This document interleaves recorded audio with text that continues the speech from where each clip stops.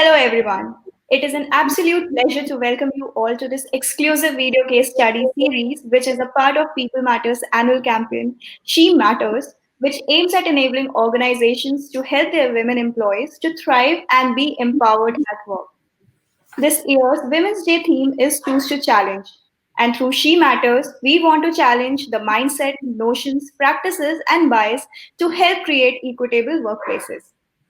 I am Anushri Sharma from the editorial team of People Matters, and I am extremely excited to have with me Mary Elizabeth Porray, Client Service Leader, EY Global Delivery Services, and Sreesukhi Sudarshan, Director Global Leader Talent Acquisition, EY Global Delivery Services, who today would put forward some of the best practices and processes they have implemented and are following in EY GDS in improving the number of women representation in the workforce.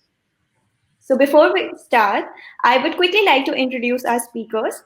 Mary Elizabeth Porray is the EYGDS client service leader, leading a team of 35,000 consulting, assurance, strategy, and transactions, tax technology, and knowledge professionals who work with EY teams to deliver services for the most complex business issues clients are facing and help enable the clients to thrive in the transformative age.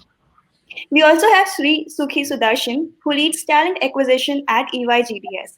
She's a proven HR leader with over 22 years of progressive and comprehensive international experience in all areas of HR in the service industry. She has had an exceptional track record of setting up and building businesses from scratch in the areas of TA for clients across APAC, AME, Europe, and the Americas. Welcome, Mary Elizabeth and Sukhi. It is a great pleasure to have you on board with us for She Matters. Thank you so much. It's a pleasure to be here. So, Mary, I would like to start with you talking about a gender inclusive workplace. What's more critical, workplace equality or workplace equity? It's a great question. And I want to first say that at EY, inclusiveness and diversity is not a question. It's a given. It's not a nice to have, it's an imperative for us. And it's something that we feel so strongly about that this past year, our global executive, which is EY's board, has signed an EY diversity and inclusion statement, which underscores our focus on diversity and inclusiveness. I also have the pleasure of serving on our global diversity and inclusiveness steering committee, which is made up of a diverse group of senior partners around the world. We meet very often. And one of the things that's great about that group is that we are extremely focused, not on talk, but on action. And so each of us has pledged that we will individually and collectively act to make sure that there is more inclusiveness in the workplace. And so with regards to equality and equity, I mean, both need to be there, right? We have a collective commitment to foster an environment where we value our differences and where we practice equitable experiences which help our people have a sense of belonging. And I'm sure we'll talk more about that today. But that sense of belonging is where our people are inspired. They feel that they can be their true selves and that they can move forward in their interactions on a day-to-day basis. Sure, Mary. Thank you. Thank you so much for sharing that. I mean, it's a perfect that, equality and equity is both critical to have a gender inclusive workplace. So, Mary, again, I have a question. How important is to have the right recruitment strategy in place to have a more gender balanced workplace? Recruiting is a very important part for how we get to more of a balanced workforce. I will first tell you that we're doing a fantastic job with the balance of our workforce when it comes to recruiting. And that's something that is absolutely important for us. One of the things that we need to do is we need to work with the pipeline that we have of females in our workforce. But one of the ways that we can have more balance is to hire more women. And one of the ways that we can attract these women is to make sure that we're thinking about their needs. Sometimes women have different needs than men. And so one of the ways that we think about that is different parts of flexibility that we may need that speak to women, providing on-ramps and off-ramps, for example, providing flexible ways of working. And one of the most exciting things I think that's happened this year is due to the pandemic. One of the best silver linings is that I think we'll be able to attract more women to the workforce because flexibility is here to stay. Suki, what would you add? Can't agree more with what you're saying, Amity. So to your question, Anushree, I mean, do we need a recruitment strategy? Yes, we do need a recruitment strategy. And as MEP said, for us in EY, it's imperative. It is not one of the targets or the numbers that we want to achieve and then show it to the world, right? We just definitely look at our workforce as an more inclusive, more equal, and for that to bring in, we do need a strategy, and we will talk about a lot of those strategies in our conversation, I think, today. Sure. Sure. Thanks, Mary and Sukhi. So, Sukhi, I'll move towards you with this question. You are leading the recruitment at EY GDS. And if I may ask you, what were the challenges for EY GDS when it came to winning the fight, hiring more female talent in the organization? Hiring, so I just want to rephrase that question. Are we asking winning that fight to hire more women in the organization or for the organization? If it is, I mean, within the organization, as MEP already said, there is absolutely no fight. Everybody is very clear that, what is the kind of workforce we want, right? For the organizations, if I have to attract women, what's that winning fight we want to do is, or we're currently facing is bring in the right quality, right? We don't want to compromise on the quality. Right. And as women, all of us over here would definitely want to be credited for who we are than, getting anything for being a woman or being what gender we are in, right? And that's what our focus is. So how do I bring in a pipeline of equal amount of the gender, right? So if I am presenting to my business, how do I bring in that equal talent? So if there are 5 good quality male candidates, can I also have 5 good quality female candidates to increase my probability of hiring? So that's the constant focus, I would say, for us to bring in the equal quality and increase our probability. So that's the focus. Sure. Thank you. So, Sukhi, I would also want to understand if you can highlight some of the initiatives or strategies or some of the practices you and your team had devised to get more women in the workforce. Quite a lot. I think as an EY organization, it's quite natural for us as a part of our culture, and a lot of initiatives that we have. To start with, we have something called Rewrite. So we focus on the talent who have to take a sabbatical or a break for whatever reasons, right, in their career, and then connect with them proactively and bring them back and help them rewrite their career and fill that gap, the time that they've missed, and how can they accelerate their career. So we have a focus program on that. We have some focus program called Reinstate, wherein we go ahead and look for people, look for women who has that passion to be a part of the workforce and train them on the skills. So we are not looking at their past experience. We are not looking at what skills they have, but provide them that training and skill them up, right? And the latest digital technologies for 6 months, and then make them really valuable in the market. And we hire them. So that's another program that we have. And as MEP already said, that the flexibility that we provide. So we have this gig now program. So gig economy, right? We hire them, provide them that flexibility to say, okay, do you want to do that as a part-time? Do you want to do this on the project basis? Or do you want to look at a full-time? So they have those, flexibility to look at. So that's a gig program that we have for women. So many such programs we have to attract the right talent into our workforce. I think one other thing that we have done is we've activated our alumni network. And so we have launched an alumni network. And so there are some women that may have opted out of their career, right, for family reasons or for personal reasons. And we want to reach back out to them to say, the way that you may have been working with us previously isn't how we work today. And so we've really initiated an alumni program to welcome people back to the EY family if their situation has changed, or if we can change how they can do their job. So some of them would enter through the gig economy, which Suki just talked about, and some of them have been also taking up full-time positions, being flexible working from home. And so that's been extremely encouraging to see for us. Perfect, perfect. Thanks for sharing that.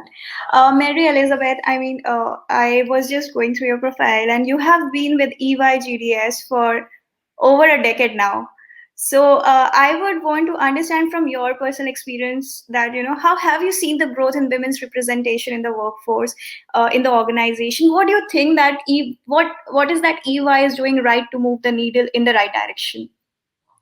Yeah, it's a great question, and we really have made a lot of change. I've been with EY for now 24 years, and I really started as a senior, so I've seen it through the whole entire system. And I think Suki has been talking, and we've been talking already thus far about recruiting. But one of the ways that we really help women in the workforce is through the entire supply chain. So meaning that from the minute we ask them to interview with us, all the way through to when they might be promoted to partner and to when they become an alumni themselves and what they can do to help the firm. And so in between there's obviously a lot of different things that occur, but we really look to have a lot of purposeful development as well and ways that we can retain our people. But I would be remiss if I didn't say that one of the things that most helps women in the workforce is men. And so there's a lot of things that we need to do for men to make sure that they're helping our women in terms of development, in terms of recruiting, in terms of retention. And one of the things that we're really focused on, we have a D&I committee at GDS, and they meet often. And that committee, it's really important, is made up of different ranks so that we can get the voice of our people into it and understand what's on their mind and what they need, and then spread that out from a leadership perspective. We also, as Suki has said, have a lot of different development programs. We have a lot of female development programs. And people will ask me, why do we need to differentially focus? And I sometimes will answer, well, when we get to 50-50, we'll stop. When we get to 50% representation, we won't need to have a differential focus.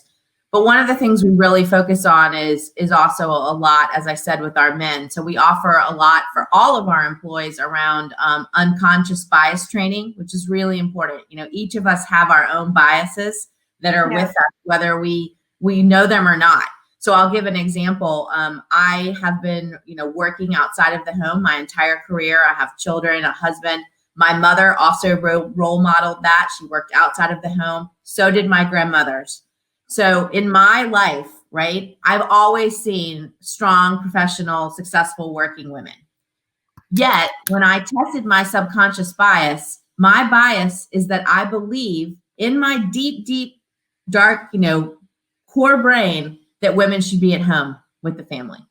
That is my personal bias. And so understanding that we have these biases and talking about them is a really important step to moving things forward. So those are a couple of things that we're doing in terms of how we're involving the men. One of the things that I talked about the unconscious bias training in the steering committee and really talking to them, but we're making sure that flexibility is not a women's issue. Flexibility is a workforce issue. And so really making that equal is important. For example, we have recently announced that we will be one of the first companies in India to let men avail an actual paternity leave, a long paternity leave. And so what does that do? It helps women, right? It helps men, absolutely. It helps them to be the father that they want to be, but it helps support our women so that they don't feel that they have all of that burden that's on them. And so there's just been a lot of things that we do differentially to focus. One of the things that we do at the leadership level, which I think is really important, is making sure that we have a very diverse slate when we're doing succession planning. We won't get women in leadership if we don't make sure that they have the opportunity to get these roles. And so we purposefully look to see who are the qualified women that need to be on these succession slates. So I know that was a lot of very different things, but I think that's what it takes, right? You can't just implement one program. It has to be at every single mark within the organization, from joining to retirement. Sure. That's wonderful, Mary Elizabeth. I think that's a great takeaway for our viewers who are looking to solve this challenge. And my personal key takeaway was how organizations are helping men to help women. I think that's absolutely a critical takeaway and practice that we need to inculcate. So, getting back to the recruitment practices, what are some of the blind spots in the recruitment strategy? I mean, it can be, obviously, it's not something that I am asking specific to EY, but in general, what are some of the blind spots in the recruitment strategy that can hamper its ability to attract the best and brightest talent, and how it may affect the representation of women at work?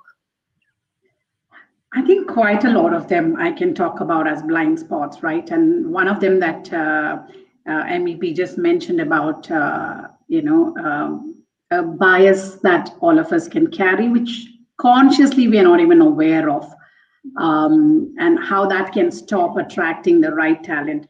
One of the interesting things that in my career, I've been in recruitment for 25 years, and in the career that I came across was, the simple JD, the job description that you put out in the social media can attract or take away the quality candidates, because there are a lot of the way we frame those sentences, right? I mean, if you look at it technically, it sounds really it sounds perfect, and that's the way we want to explain that role. But there are few words are considered as a masculine words, and unconsciously women don't get attracted to those words and do not apply for those roles, right?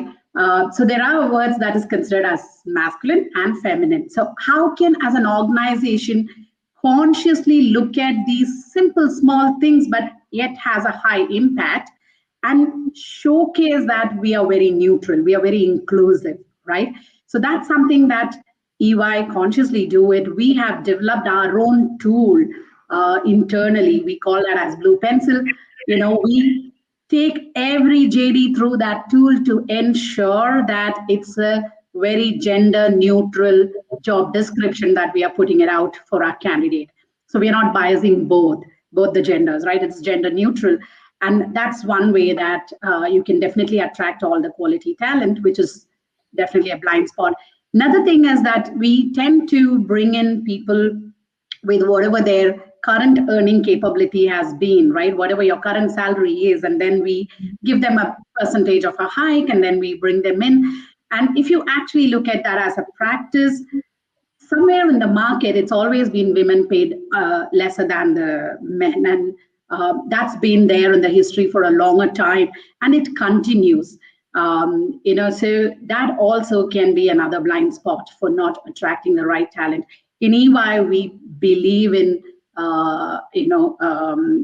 pay parity across all the genders, right? So we consciously, in my 25 years of experience, I've never seen any organization taking such a bold step to stand up and say, I'm going to make everyone's salary equal, right? And correcting it at one go. I've never seen that, but in EY, we've done that. And it's not just one-time activity that we do that and bring all of them on a pay parity and then forget about it, right? No, it's not that way. Every hire that we do, it is competency-based. So we have a assessment system put in place that every competency is being assessed, and there's a scoring system which brings each candidate to a total score to decide what rank and a grade we hire them with what pay. So it really doesn't matter what gender you come in, you get correctly paid for the competencies and the skills that you bring in. And we consciously do that in EY. So these are, very critical, important stuff that I think every organization should take care of. And if I could just add, it has been fantastic to really implement pay parity, right, across our entire ecosystem. And it just starts with recruiting. So one of the things that we really needed to look at is, why was this happening? Why were, in some cases, men making more than women for a similar job? And so we really sat down and developed the root causes for that. And some of them were in the recruiting process, but some of them were also in how people get their experiences or their assignments. And so we looked at how we do that in a blind process. We also looked at development and how that was happening and how that was being taken up. And again, how it was being positioned. Was there a bias in some of it? And then we also very consciously and intentionally, when we're looking at our reward structure for raises and things of that nature, we make sure that we're rooting out the unconscious bias there as well and making sure that it continues. So while we've done, a large one-time correction, if you will, it was a program, we continue to look at that because we recognize that if we don't remediate consistently and fairly the root causes that underlie equity and equality, we won't continue to have this balanced situation. And that really is only because of unconscious bias. I want to be very clear to say no one sets out to give less opportunities to women, to pay women less, to treat them poorly. That is not at all what anyone's intent is. It just has happened over the time. And so now is the time to be intentional to make sure that we correct that. And I can tell you that our entire workforce, women and men, can rest assured that they are getting equal pay for equal work. And that is a great thing to be able to say. Definitely. Thanks, Suki, and thank you, Mary Elizabeth. I think that's very helpful when it comes to addressing bias while hiring the talent, and super critical about the pay parity that we really have to close. So, thank you so much for sharing that, Mary Elizabeth. As we close this discussion, what's the way forward for EY GDS in creating a gender balanced workplace? Yes, again, there are so many lessons that we can take from the pandemic. But I would say the most exciting thing about the pandemic is that we have a new way to talk about and think about how we really bring women into our workforce, whether that be through the traditional job channels and job descriptions that Suki talked about that we've re-architected, whether it be through the gig economy, whether it be through alumni, whether it be freshers from campus. The opportunity for all of us as a collective to re-engineer, re-architect, and reimagine how we think about women in the workplace, for me, there's never been a better time to do it. So I hope some of the things that we've talked about today have sparked some of those ideas for people who are listening. I would also say, though, that you have our commitment that we're going to continue to reinvent. We're going to continue to think about what we need to do. And that means that we need to think about that from recruiting. We take interventions early on in the career, in the midpoint, and at the senior levels. So we never stop developing people from the minute that they walk in the door. We want them to be themselves, to have that sense of belonging, to see equity and equality everywhere she goes, and to have men who are empowered to do that as well. It's so important. So I think that, the future, what I can say in my time as an executive, the future's never been brighter for women.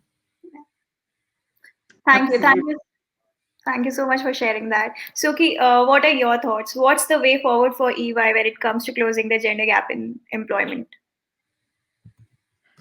I think that's been a focus and a conscious effort throughout, and it will continue, as MEP said. I mean, that's the way EY works. And what we are looking at, as MEP correctly said, the pandemic has also given us a lot of learning. So we are not just looking at attracting and bringing, as MEP said, a 50-50 at every grade, every level.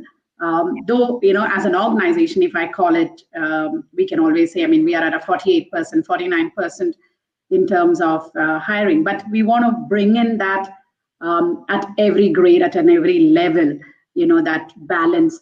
And to bring in that balance, we're just not looking at only attracting the right and quality talent, but we are also creating a good support system for them, not just at work, even beyond work, right? So that's the way forward for EY.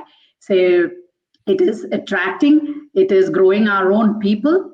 As MEP said, we have a lot of programs to develop our women and grow to become the great leaders in the future, attract the right talent from the market, and provide them all that support system they require for the life at work and outside work.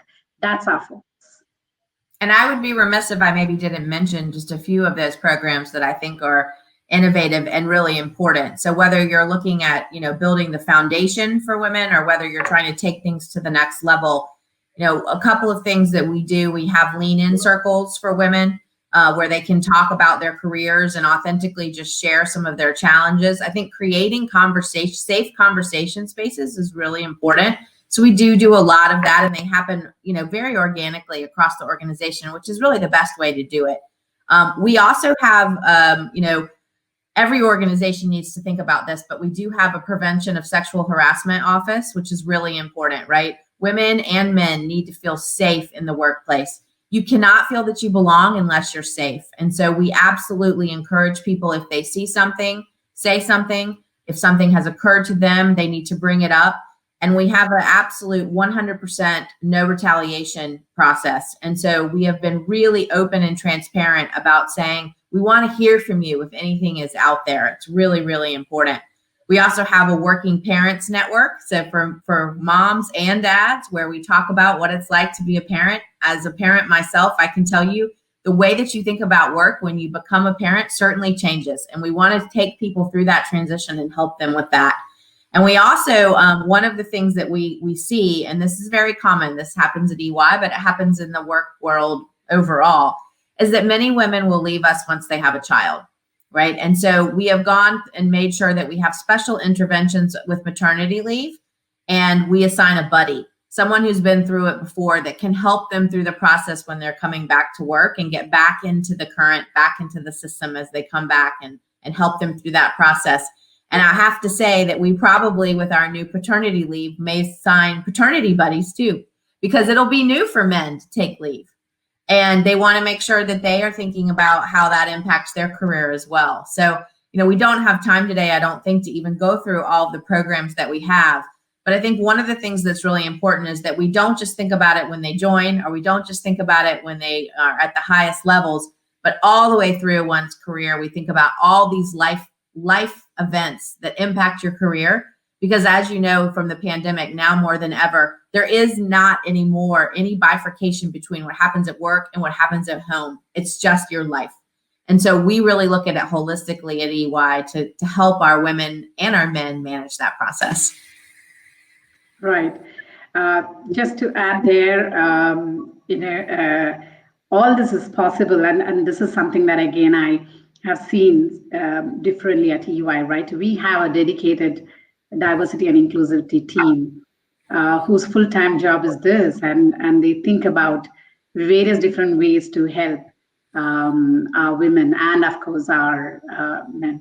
So, which is generally is not the case in many organizations, because diversity and inclusivity, it comes to either the recruitment, because you have to hire, you have a target to do that, or it's a part of your HRBPs to manage these kind of activities. But this, anyway, we have an exclusive team whose full-time job is only this, and we see that quite a lot of advantage because of it.